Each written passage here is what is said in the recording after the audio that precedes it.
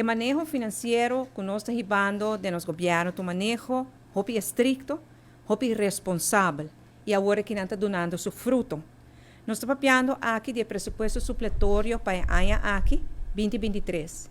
E de dois presupuestos supletórios, mirando que já começa a primeira metade de ano, nós trabalhamos um. O presupuesto supletório aqui mostra que devido à entrada adicional e a manejo financeiro responsável e estricto, que estava um ano remarcável e que agora que nós temos extra entrada, extra fundo para invertir em extra projeto e ano aqui ainda.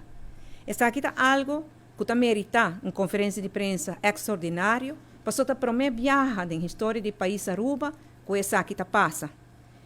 Antes, estava falando de primeiro 2017, presupuesto no supletório, tal chega ao parlamento no fim de ano, quase momento de tirar pagar.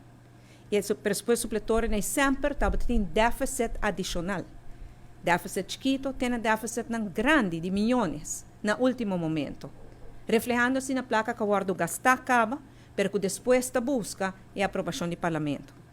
Desde que nossa dirigente do governo nos percurava, em todo caso, todo o presupuesto no supletório está budget neutral, que não com déficit adicional, e agora que não, para a primeira viagem, nós apresentamos que tem fundo adicional.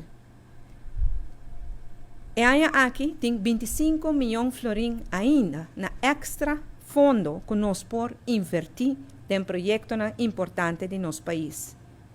Mas uma vez aqui está primeira viagem com algo assim que sucede, danke de manejo responsável e disciplinar que nós cada do gabinete Weaver Cruz 2 está aplicando.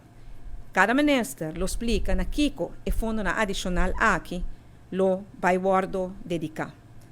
Me quero agradecer meu colega na ministra, cada de nós, sobre a danke na visão e determinação, pero o sacrifício e disciplina de cada de ministros aqui, é possível que nós logra isso aqui. Fundo adicional e 25 milhões adicional para nos invertir em projetos importantes.